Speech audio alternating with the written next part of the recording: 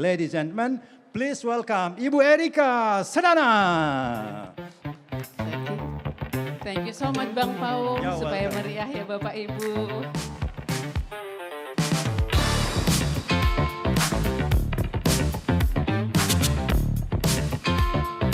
Thank you, terima kasih. So, hello. Nah, sudah lupa kita ya. Hello, hi. Hi, hello. When I say hi, you say hello. When I say hello, you say hi. Hi, hello. Nah, lebih semangat. Hello, hi. Very good. So we just need to get a little bit of motivation before our session today. Well, ladies and gentlemen, I'm honored to be the moderator of this panel sessions, the second panel session we have today in day one of Bali Wellness and Beauty Expo. So I'm very much delighted to share to you before I invite all the speakers and panelists to proceed to the stage. Ladies and gentlemen, it is very exciting to realize that global wellness economy has expanded very fast. It goes to $6.8 trillion US dollars. This is a big sector, I would believe, and consistently outpassing global GDP growth. So by this fact, we know exactly where wellness industry is. And prioritization, actually, prioritization in health here has reached to a higher spending per capita annually, so it goes to $788 US dollars, meaning like one person will spend like $788 US dollars per year actually for wellness sector. And this industry is forecasted to reach around 9.8 trillion US dollars in 2029. So that's very optimistic forecast figure for this industry. So before I proceed to what exactly we would like to discuss, I'm very much delighted to invite to the stage, ladies and gentlemen, please join me to welcome our panelists in this session. Bapak Ibu mari bergabung bersama saya untuk memberikan semangat dan tepuk tangan kepada panelis kita siang hari ini. Yang pertama adalah Dr. Gede Ngurah Indraguna Pinatih, M.Sc, Sp.GK dari Lecturers at the Faculty of Medicine Mahasaraswati University. Silakan Dok Ngurah, silakan bergabung bersama saya. Selamat siang Dok, silakan. Kemudian yang kedua adalah I would like to invite Dr. Gadis V. Sibbald. She's actually the head of SUPP, Southeast Asia. Please Dr. Sibbald, good afternoon. Pleasure having you on the stage. And next, I would like to invite to the stage Bapak Liat Solomon, PT Innovative Conscious Living. Ms. Liat Solomon, my apologies. Next, Ibu Frika Chia Iskandar, founder of Oori Concept Spa, Post Retreat and Holistic Health Coach. May we have one round of applause for all our panelists here, please. Please welcome all the panelists.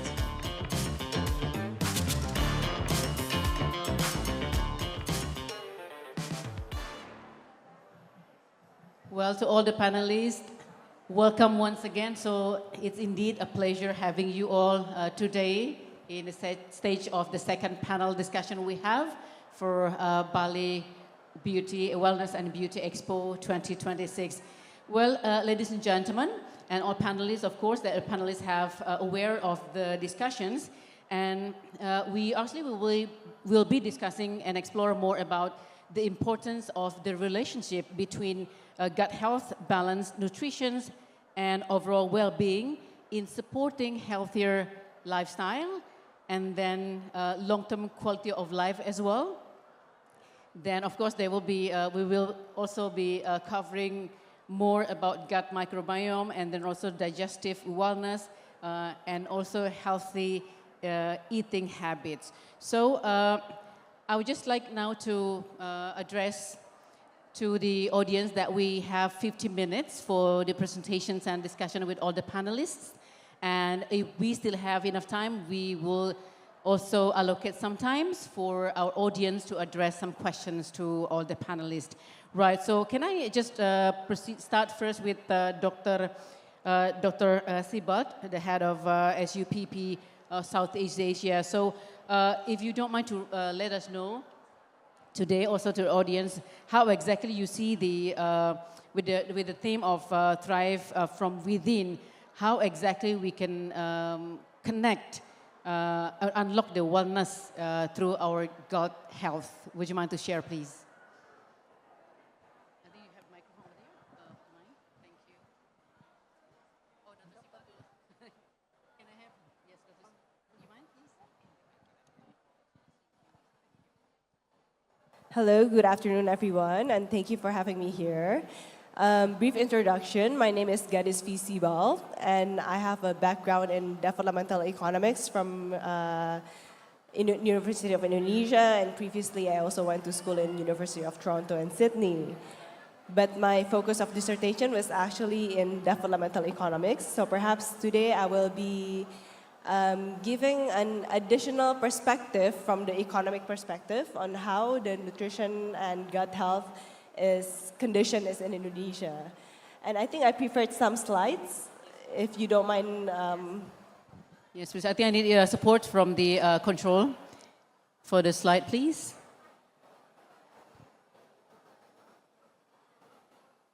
Ini gimana nih?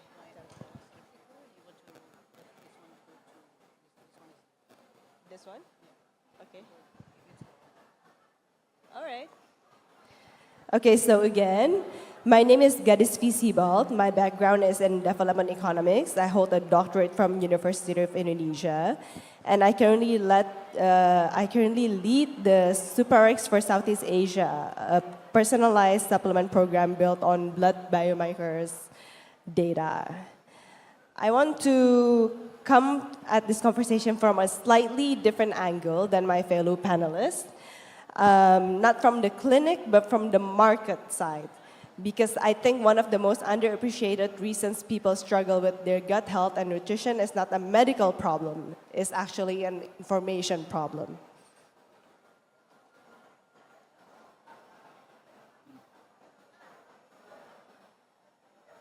Next thing, gimana ya? Okay.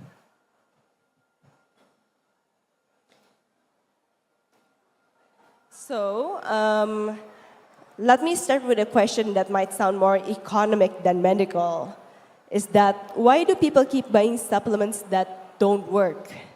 We know Indonesia's supplement and nutraceutical market is large and growing fast, driven by rising health consciousness and urban middle class spending.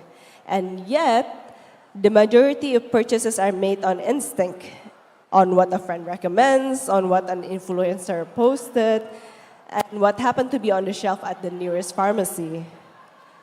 People are spending real money on products calibrated for no one in particular. So most supplement purchases are driven by perception, not data. That gap between a growing market and persistent poor health outcomes is the paradox that I want to unlock today.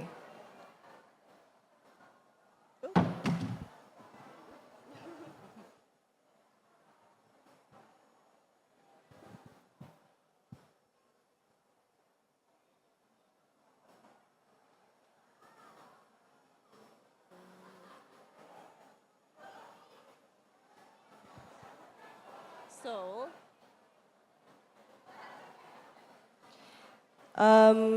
the information gap. Economists call this as an information asymmetry, a situation where one side of the transaction knows significantly more than the other. In health markets, this gap is particularly costly. The seller, whether a brand, a clinic, or a content creator, holds the knowledge. The consumer is left navigating a market they can't fully read. So on the consumer side, most adults have never had a nutritional blood panel. They navigate their life on feelings, not data, resulting in uninformed demand. On the market side, on the other hand, generic one-size-fits-all production dominates. Buyers simply cannot evaluate what they truly need. And the outcome of all this is that money is spent on supplements that don't address actual deficiencies or that interact poorly with one another. So there's zero measurable health gain. This produces what economists call under-demand. Not a lack of purchasing power, we have that, but a lack of information to form the right demand in the first place.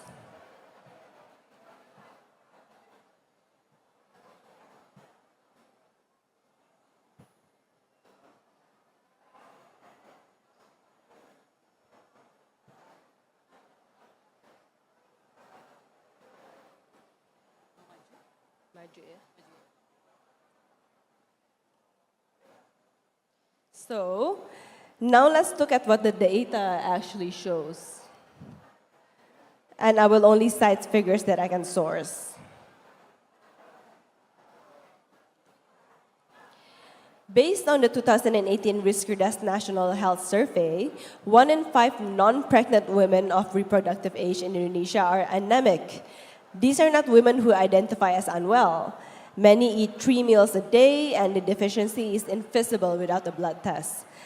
A 2023 systemic review registered with the Prospero found a 33% prevalence rate of vitamin D deficiency among Indonesia children and adolescents, in one of the sunniest countries in the world, and they're lacking vitamin D. And between 2010 and 2019, high BMI became the single fastest growing mortality risk factor in Indonesia, different significantly by this shift towards ultra-processed food and urban food environments. Indonesia is carrying what researchers call a double burden, undernutrition and overnutrition simultaneously. Because in the absence of data, we default to perception, and perception is a very unreliable health advisor.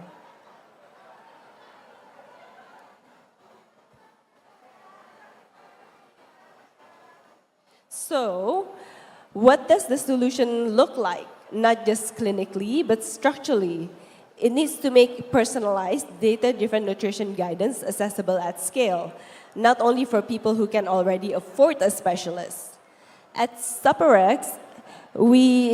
what we've built is a way to close that information asymmetry directly.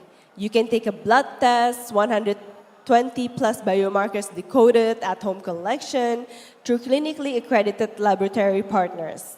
A team of doctors, pharmacologists, and nutritionists then review your results and translate them into a precise, personalized supplement protocol.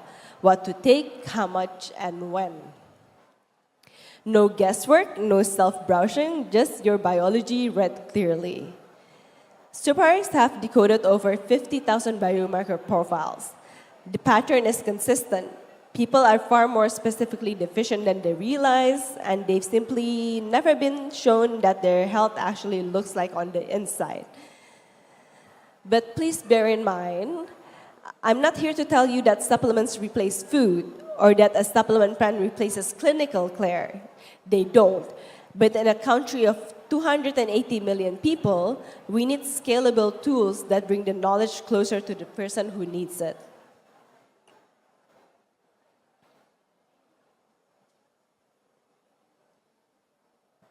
So, thriving from within starts from knowing what's within. And right now, most people simply don't. And that's why we need more information on what we have in within so that we can tackle those problems directly with the correct supplement plans and support. So, thank you. Well, thank you very much indeed. I love this one. Thriving from within starts with knowing what's within. So I think I see this is one round of big applause. Thank you so much. So Dr. Sibbald was sharing with us with the knowledge gap in nutrition is actually an economic problem. And Indonesia is now, Indonesia supplement market is increasing. So why aren't people are getting healthier? And then also very essential notes that we need to also take here. Indonesia eats more, but isn't necessarily nourished more. So that's kind of also bringing Indonesia into having a double burden. And then also come up with a solution as part of the solution framework here, which is needs to be going deeper into personalizations and then also data-driven and scalable to see and how to exactly we could contribute to the development of the nutrition. Well, thank you so much once again, Dr. Sibbald. Well, I would like now to move on to see to Dr. Ngurah Indraguna. So would you be able to provide scientific perspectives on what we have been discussing earlier? Please, Dr. Ngurah. Thank you. I would like to explain how your health influencing by your gut. So those influencing also influenced by your food. Maybe I need the slide. I have a a lot of slides that I can present. Maybe I can make it quick. I will make it quick to make sure that, excuse me, I'm standing up. Please. To make sure that I can explain it well.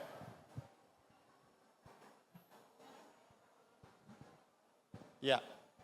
So actually our body composing of many bacteria, yeah, and maybe 1,000 or million of bacteria, and this is the definition of healthy gut. Those healthy gut composing, the criteria is like this. It's composing of balance between all bacteria in our body. The domination is Firmicutes and Bacteroidetes. Yeah. And this is all the bacteria, good bacteria living in your body. Those are the yellow one, and this should be in balance. We call that is the function of the bacteria. You can see that it influencing all your body system. Like say, to control the inflammation, it will also metabolite your drugs, and then also how it producing vitamins and protein, and especially it will be also maintain your intestinal barrier. Yeah. Then it depends on what you eat actually. That's why we call that you are what you eat, because the bacteria develop in your body depends on what you will eat. If your food is belong to Mediterranean diet, or either high fiber diet or plant-based diet, it will giving a different kind of bacteria will be developed in your gut, and it will specifically influencing your health. You can look at here, because all will be influencing your system. So look at here, that is all the enterotype bacteria depends on what you eat. Ruminococcus will be developed when you eat plenty of complex carbohydrate, while plant-based carbohydrate will developing the enterotypes bacteria. Yeah, and then the highly animal-based, you will eat more on what we call Bacteroides. So here we can see that when the bacteria develop in your body, the good one will increase all the good things and reducing the bad things in your body, like inflammatory, pathogenic colonization will be reduced. So you don't need to wait until you get ill, because starting from your bacteria develop your body, we can predict what will be happen to you. So here, if your good bacteria will be balanced, coming from prudent diet, look better lifestyle, taking probiotic and prebiotics, and an anti-inflammatory immune potentiating, therapeutic, then nutritional, that will developing your good bacteria. While if you eat high fat or high sugar diet, we call that westernized diet, or obesity, then your harmful bacteria will be more than your beneficial bacteria. Look at here, the connection. Your bacteria, it will connect it to your what we call gut-brain barrier, gut-brain axis. Yeah, it will influencing your brain, and then it will be controlling all this kind of diseases if your bacteria develop better. Here we can say gut-brain axis. One of diet is dominantly influencing your brain, And then you can look at here, it will influencing your stress, happiness, social interaction, all this influencing your gut-brain barrier. Here is one disease, popular disease, we call that the cardiovascular disease. Look at here, if you eat more on animal-based products, and then your bacteria will be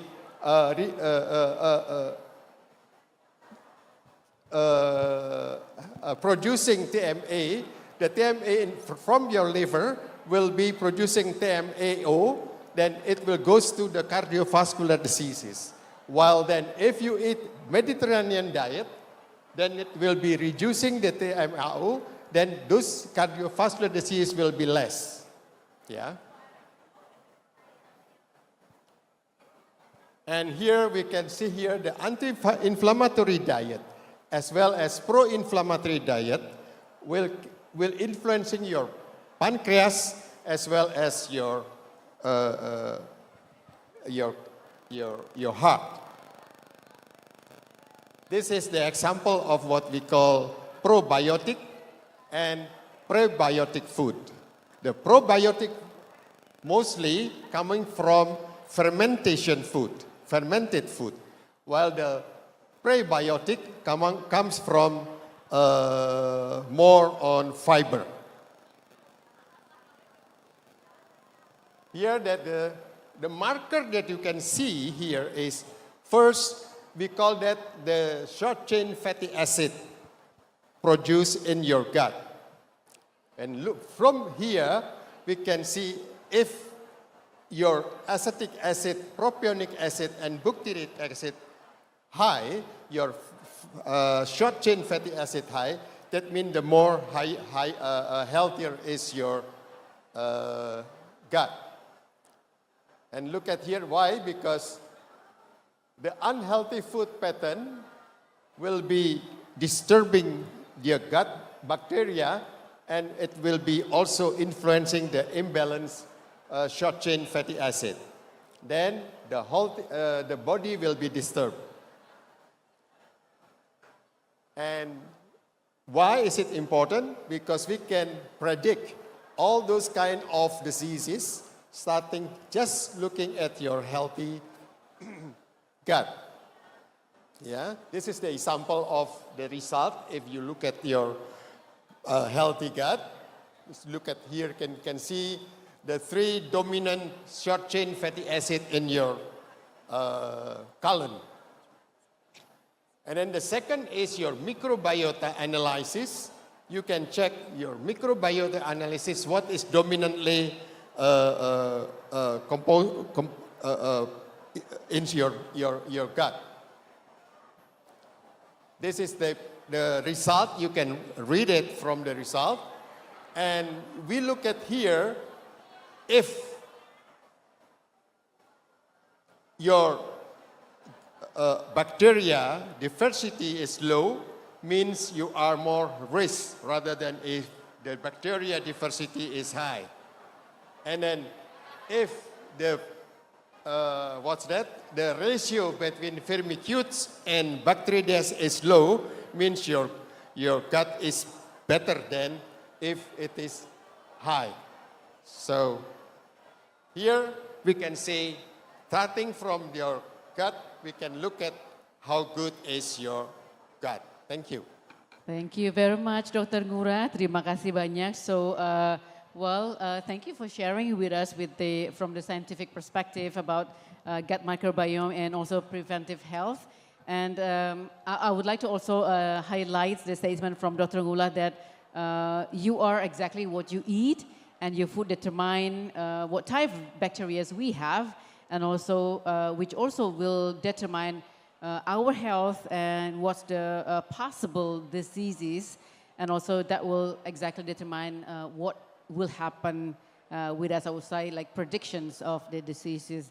So we had also the explanations about the relationship between digestions on the slide, metabolism, as well as a little bit of emotional well-being.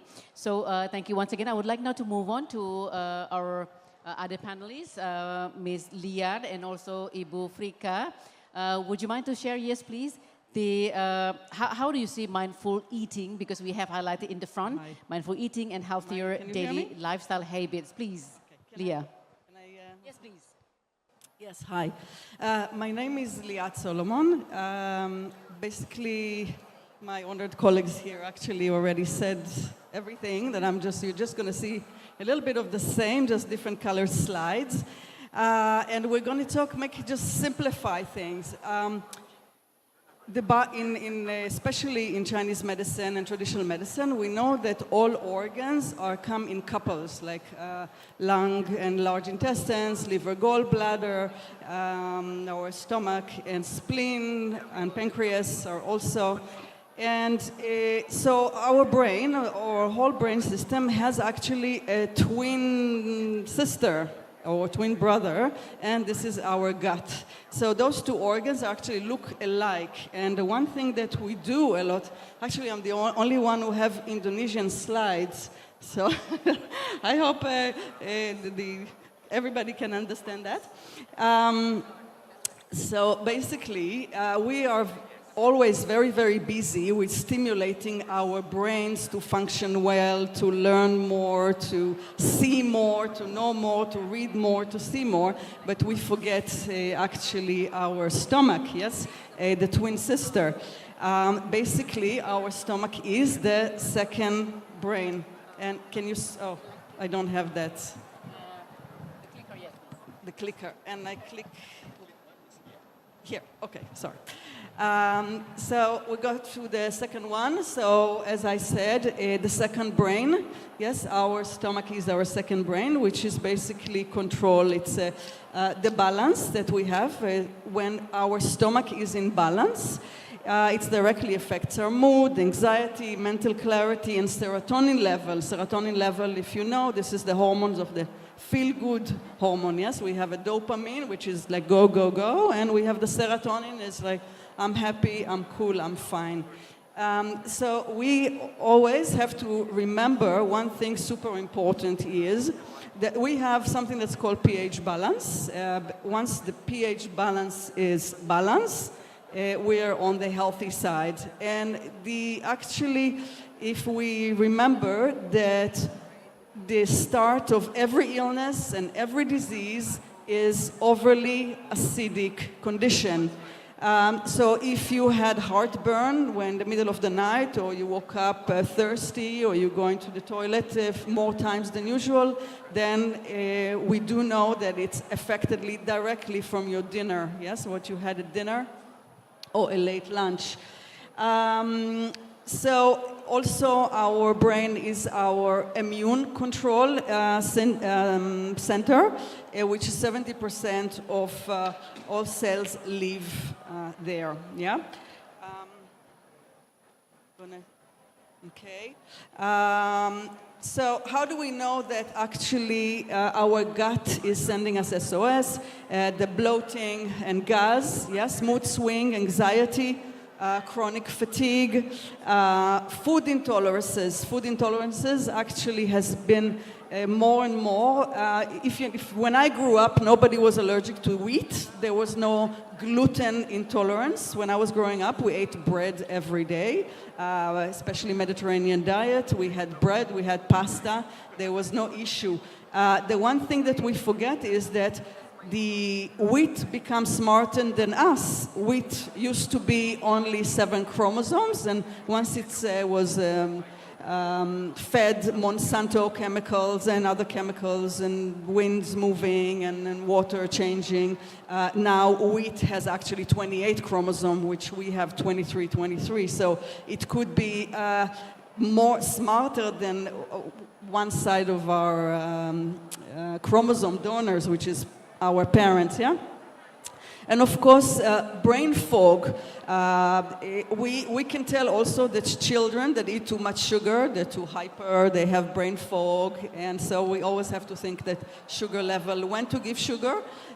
Many times, if you think about schooling, even growing up, we used to, the first hours of the day, we were pretty awake and happy, and then after 2, we were falling asleep on the chair. So they usually used to put, in my school, sports and music after 2 o'clock, so we don't all students fall asleep. And of course, irregular digestion. So what do we actually do? And I summarize, like I said, it's the same information, just different color slides. Kimchi is great. Miso, highly important.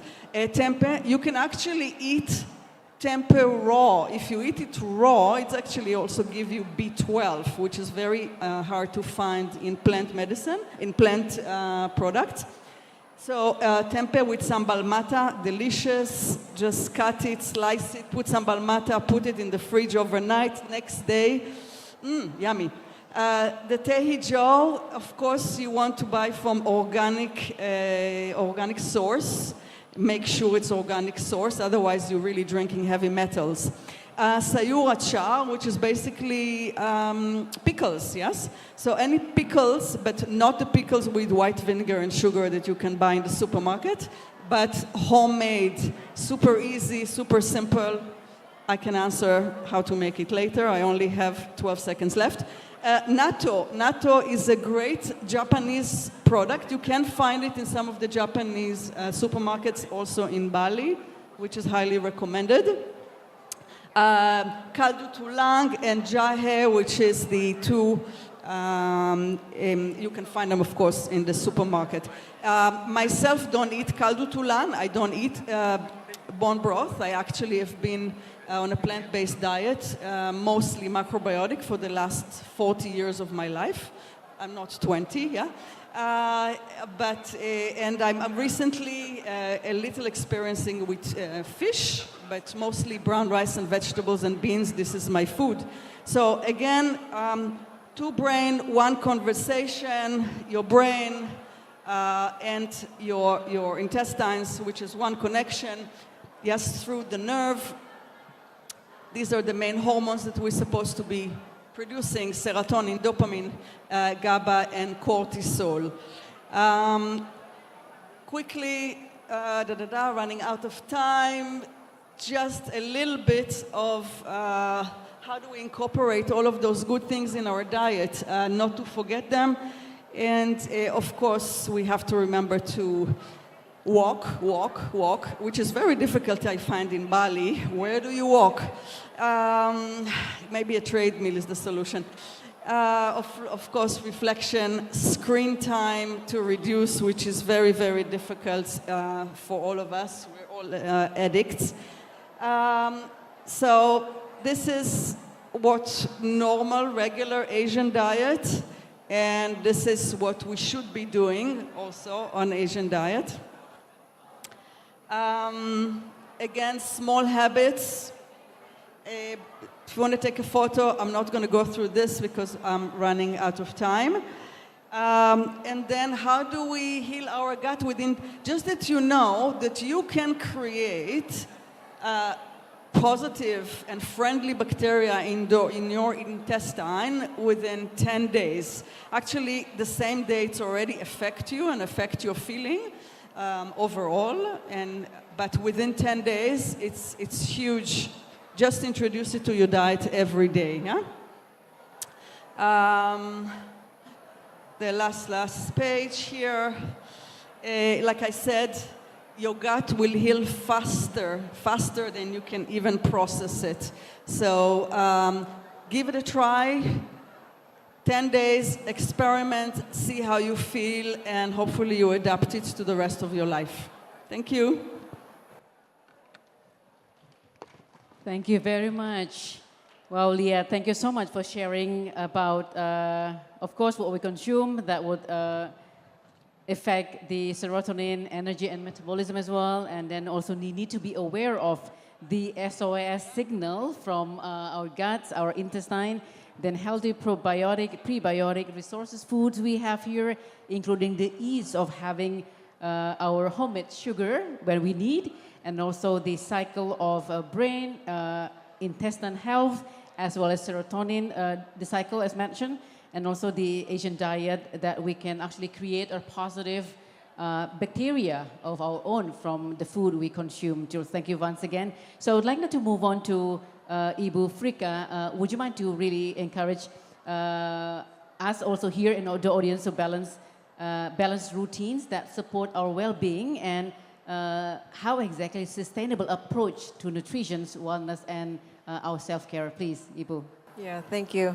I'm just gonna stand just to have some movement from sitting. I have a slide as well.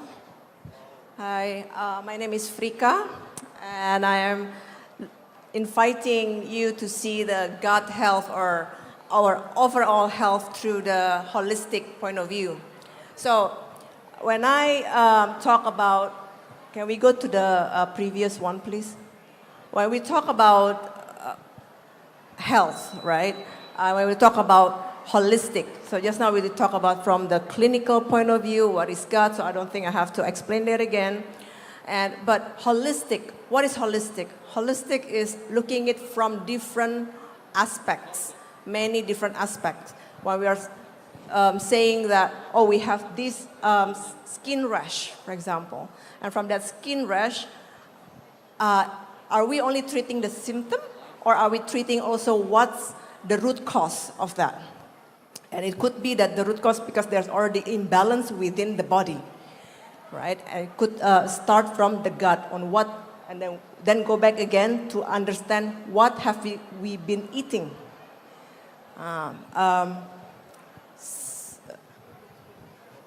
Yes. Is it going back? Yeah. So here, I come from this perspective of skin. So skin itself, when we already have like a rash or an eczema on the skin, right? This is actually the last cry of our body in saying, please look inside. Please, what's inside here, there is an imbalance, right? And because just I was like talking with the doctor, because that's what happened when there is an imbalance, our bodies start to have inflammations. And then there's some stagnations. And the stagnations happen in the body, and then it will try to find its way.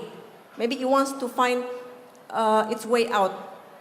And here sometimes it comes out through the skin.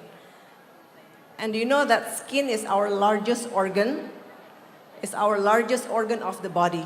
And sometimes it's often neglected, because we are talking about skin care in this beauty expo. And a lot of like skincare probably looking into face. But face is only 5% of your skin. Your body is covered by skin, right? So sometimes when you have like eczema or rash, it's not probably on the face, but on elsewhere, different part of your body.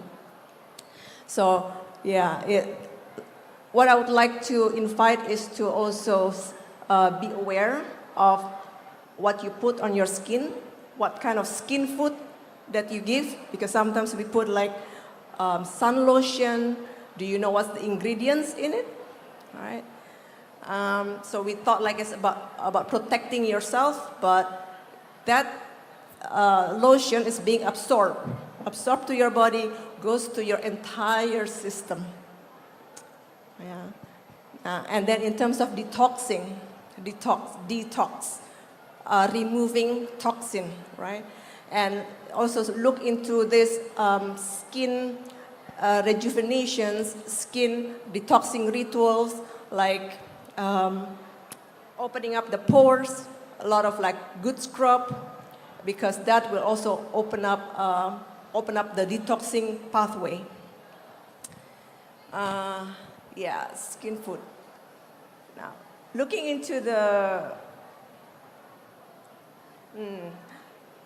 talking about food, do you know, or would you consider the food on your plate as a primary or secondary food? Jadi makanan yang ada di piring itu adalah makanan primer atau sekunder. Secondary, yeah, secondary. It's a secondary food. Jadi itu bukan yang utama. So it's not the primary food. They are, before we put or decide, before we decide or we choose what food we put on our plate, there are many different aspects. And looking into the holistics, yes, are you stressed? Did you sleep enough, right? How is your environment? How is your home environment? How is your relationship? How are you in your career? Career meaning, are you feeling stuck at where you work? Are you feeling that you are doing work purposely? Having a purpose in doing your work. These things, physical activity, do you move your body? Because body is very essential to have that as a primary food. Body movement, because from that movement you create energy. Spirituality, how's your connections towards the outside, to your others, to your community. Yeah. So looking into this and trying to understand that yes, there's a lot of aspects on health and gut health before even we put whatever in our mouth. There are also already many aspects, many that actually make us decide, okay, this is what I choose. And just now, I think there was someone talking about changing the habit. Understanding this as well will really make that habits change more, lebih lebih paham ya, jadi lebih understand, and then we will stick a little bit longer on that habit, because changing habit is not as easy, right? As we know. So I'll leave you with this. The more primary food we give ourselves, the less we depend on secondary food. On the contrary, the more we fill ourselves with the secondary food, the less space we leave for primary food, which is our true source of nourishment. Looking holistic, what is the food for your mental? How do you feed your mental? How do you feed your emotion?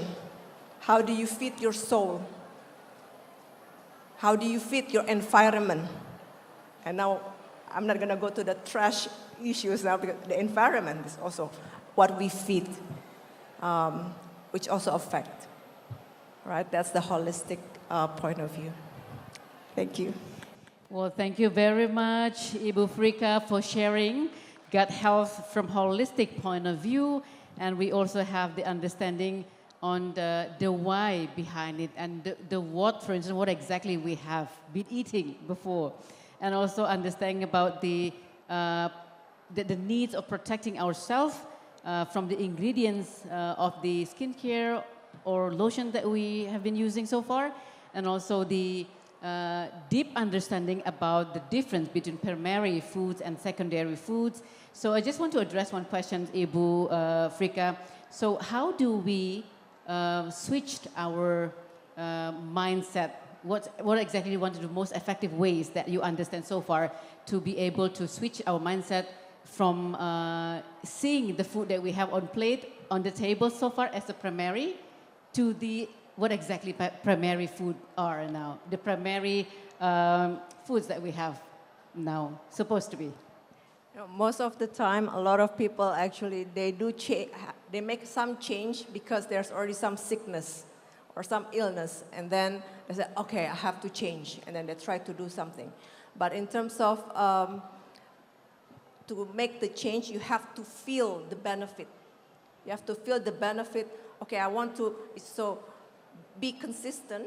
You commit yourself with, okay, I see there's an imbalance in my gut. For example, there is not enough flow, right? I eat, but there is no eliminations, right? So there is no flow. So there is some stagnations and constipation, for example. And So you start to feel like it's uneasy, and then you want to make some change. And the mindset itself is that I think people sometimes it's because they are afraid they don't want to get sick again. But it's the commitment, and then once you are committed, you be consistent, and once you are long enough in that, you reap the benefit. You reap the benefit of I'm eating healthy, I feel light, I feel great, no more brain fog, and usually that's what people start, okay, I'm gonna continue. Right, feeling the difference, the positive change in that. So can I just move a little bit to Ibu Liat? So Ibu, with just the different questions that I have here. So with the social media influence right now, where you see like all the sugary foods and all these confectionery, for instance, then as you see that it is actually possible to have our own sugar at home with our Asian diet, for instance, which is more healthier. So how do you think the best way actually to switch that into a healthier mindset? So I have to tell you that this whole social media and this photos and this movement of filming everything I eat, it's only the last few years. I remind you, I started at the age of 17, and when I spit out the chicken from my mouth, I got a slap by my mother on the face because when I told her I don't want to eat animals or I don't want to eat sugar, my mother, who was a psychiatrist, sent me to her colleagues to get medicine when I was little. Yeah, so if we think about it, then also another thing. The point of the idea of, like I said, food intolerances, allergies did not exist back then. People could be allergic to cats, to the AC, to pollen. Yes, there were three things: dust, cats, and hair. So it's the whole culture of food and the culture changed. And I did not have the variety that we have now in health food shops, in restaurants that are offering a vegan or alternative, different kinds of milk. Everything I had to do at home. There was not even susuke de lait. There was no soy milk when I was growing up. So I had to create everything by myself. So I've learned, and it was only through discipline, to go to a birthday party. But one of the things that I used to do with my children, my daughter is 25, I would, before I sent them on a birthday from school, that I knew that they're going to be very, very tempted with all the candies, I made sure that I stuffed them with healthy food before, give them apple juice on the way to the party. So when they arrived to the party, they could take maybe a bite of the cake, and then, yeah, basically they couldn't eat more. So, my daughter was in school here, I actually took upon me to bake all the cakes for any kid in the school that had a birthday in order to change the sugar, change the flour, change and no coloring and agent and so on. So number one, it's self-discipline. This you cannot replace because things look beautiful, and the gastronomy in Bali, it's also incredible comparing to anywhere in the world. It's beautiful, it's creative, it's just, and it's always going to be there. It's only going to get better. So you have to decide for yourself. I eat this or I don't eat this, and that's it. And it's okay not to eat dessert. It's okay. Or make your own healthy dessert at home. That's my way. Thank you. Well, discipline and also picking up healthy food in every special occasion. So thank you for sharing that, Ibu Liat. So I just want to move on now to Pak Dr. Ngurah. So we had previous information from Dr. Sibbald actually on saying that ID, like Indonesia, eats more now, but not necessarily nourished, as mentioned earlier on the slide. So how do you see the situations currently? So what exactly the challenges? Are we actually having challenges in educating or sharing this knowledge in the transition of having a healthy food or nourished food? Yeah, actually, our traditional food is very healthy because it's composing of the spices tubers, those giving you more antioxidant actually, and as well as also fiber. However, globalization and then more information change the habit of the teenagers, starting especially. They start to love with sweet things. They start to love with animal-based food, more on fat, more on protein. Then of course will change the biota. And that's why diabetic, why people with coronavascular diseases now start to get younger population rather than old one. If you look at the old one, the Balinese ancient live hundreds years. But now, not more than 60, 70s already. Many kind of diseases develop. Why? Because they eat raw. Not raw, wrong. That's wrongly food. And they think that it's more prestigious, more, prideful, rather than eating tempeh, which is, so for us here, tempeh is low social, different than in England. In England, tempeh is more expensive than chicken, while here it's different. Thank you. Right, thank you, Dr. Ngurah. Thank you for addressing that the foods we have here are very, very healthy. And also what we have, like everybody loves tempeh. But yes, of course, as we also heard like this morning on the speech that tempeh is getting more expensive because we are now importing on the soy right now. So, but still, of course, that will one of the most desired food, I believe. So I would like now to move on to Dr. Sibbald from the economic perspective. So with the increase of sports business currently, do you see any changes in community awareness of the importance of physical activities to balance, please? Thank you for the question. I think that this is going somewhere positive. That I know that the young generations of Indonesia is starting to actually appreciate more and realize the importance of having this health geared activities. And actually in Jakarta alone, there's already a market of people who are yearly going through blood tests and everything. But unfortunately, because we have to make a differentiation between what is a normal range of the blood test and what is the optimal range. Because then it could happen to be so that while your blood test is on the normal range, but it could be on the lower end of the deficiency. So there's where people start to have paying attention to that. Okay, I'm in the normal range, but maybe it's not on the optimal range. So there's where the differentiation comes in about having normal test results and optimizing the test results. Because you could be in a normal range, but in a very low threshold. So I think education is definitely needed in this case. And perhaps what we're trying to do here as well is trying to make it more accessible to a greater market.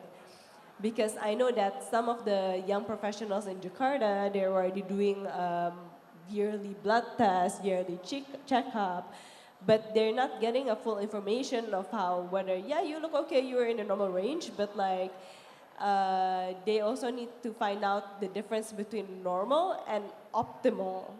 So I think that's where we have to fill in the gap between the health trends, which I'm glad it's improving, but and then maybe we can assist them in trying to optimize their health.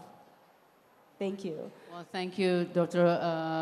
Liat. So actually that's showcase the importance of activities, of course, like sport activities, but also need to be aware and do regular checking, like the blood checking to know exactly where you are, to ensure that you have, just in case you have the SOS signal, you know exactly what treatment need to be taken. So Right. thank you once again for that. Yeah. So I just like to move on now to Ibu Liat. Just one quick question, Ibu. So you mentioned about career, relationship there, also spirituals. So would that be essential also to be to be placed in priority beside the secondary food we have. Just before that one, I'd just like to move on to Ibu Frika also. Well, as was mentioned before, primary food, secondary food, and of course we know that secondary food is basically material food, and primary food is love, self-appreciation, our fulfillment, and of course it has to do with spirituality, because all of that is about, it starts in spirituality. It's what I mean spirituality is it has also nothing to do with religion, because there is a say spirituality starts when religion ends. I think that's what the Buddha said. What we need to do is the practice spiritual simply is start with meditation. And that could be any time of the day, any time before you do something, you need to do something. Also, speak a little bit before we talk. That's also a spiritual practice, because with all this immediate gratification, modern life, that we get what we want right there and then. Also, we turn to say things very fast. And this is something we want to teach our kids, like think before you say. This is also a practice of basically a spiritual way of being conscious of who you are and the person in front of you and the whole world. Little with simple things where you park your car, where you throw the garbage. It's also a practice, spiritual practice, because it's spiritual of consciousness. And this is what it is, basically, yes, being conscious. Well, thank you, Ibu. So just last question to Ibu Frika. So with this the same, I would say, I just ask the career, relationship and physical activities, spirituality, how exactly the best way to ensure that the young generation now, who are really into high productivity at work, they can really embed the spirituality as well as the relationship in between. Yeah, first we have to, they have to see first also, right, where they are. At work, for example, at work, do you feel purpose? You're working for purpose. Are you feeling stuck there? So sometimes they are just like doing a lot of work, you're in this good career, but you're unhappy. Because it's just, I want to get into this certain level, and I want to get promoted or something. So that's a really very action-driven, right? But in terms of like for the career, for the young generations, also just stop for a moment sometimes, and ask, what am I doing here? Am I feeling fulfilled in my work? And then so it is important in this modern world to pause for a moment. And this is what we usually forget. And give ourselves permission to just pause,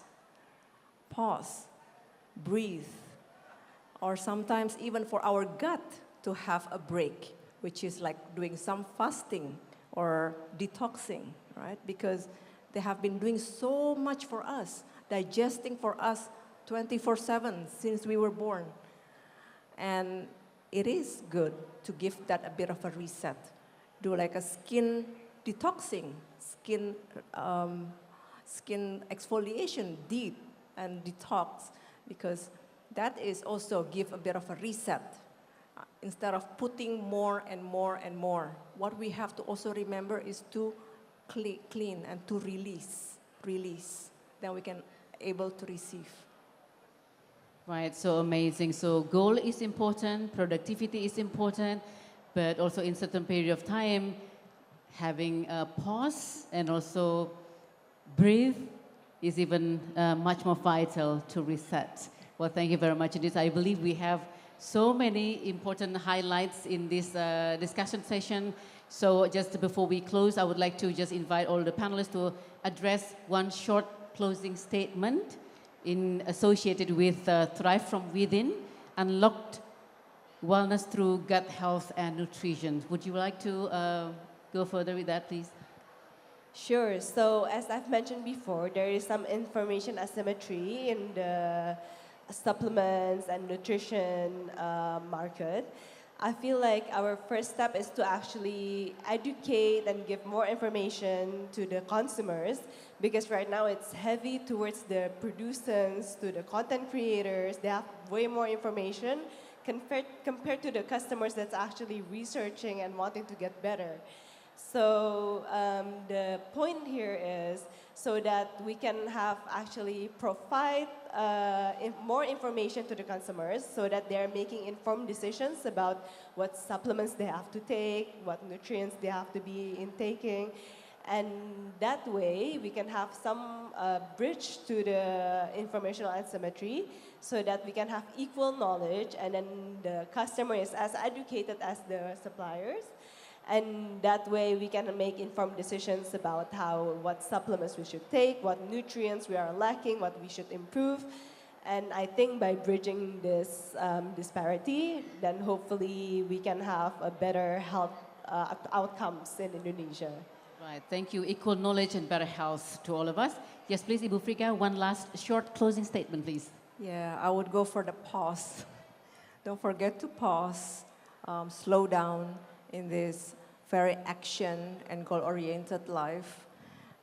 Do self-care like that. So just for a moment, pause. For a moment, give yourself permission to just have a break.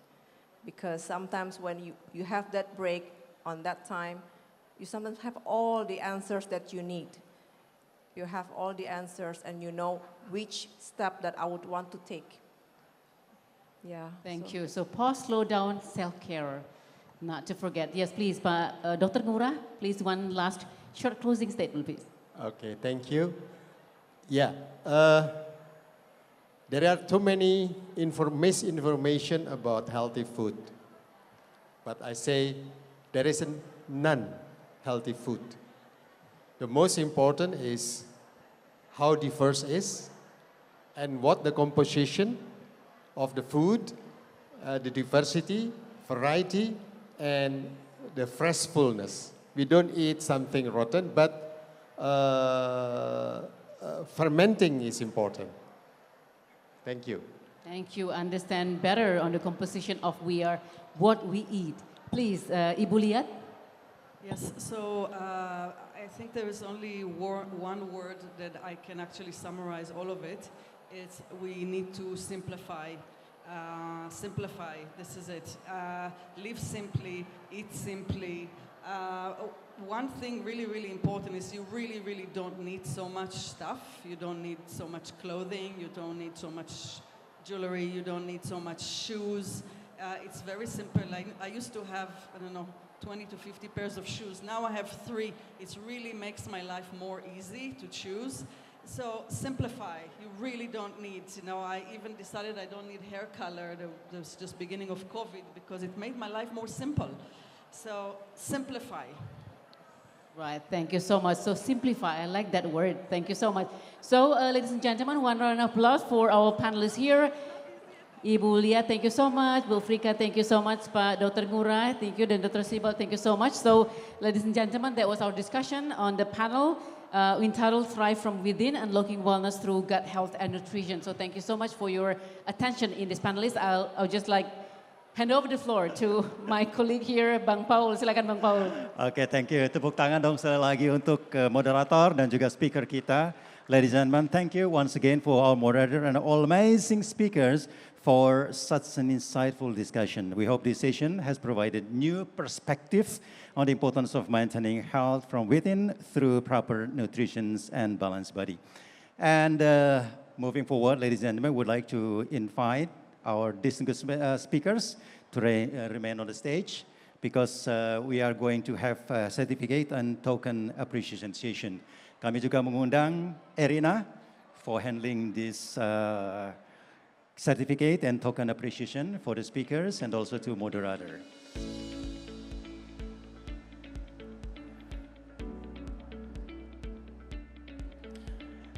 Okay, while we are handing for the token certificate and appreciation sessions, we would like to inform that once again, ladies and gentlemen, that at the same time at the Bali Beach Convention Garden, there will be workshop on ice bath.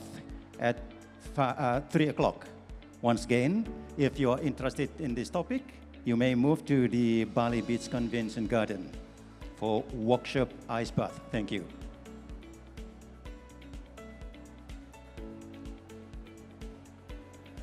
Yeah, thank you very much once again to all of the speakers, Dr. Gede Ngurah Indraguna Pinatih, and also Dr. Gadis V. Sibbald, Liat Solomon, and Erika Chia Iskandar for the very good information. And I think that's it's an important thing for us to know.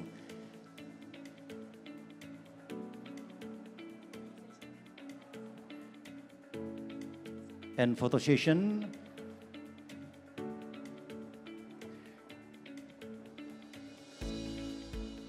And don't forget to smile, please, because Pa Ambara said before that we should smile every time. And also still remember your hand, please. Bali Wellness Beauty. All right. Okay. Good.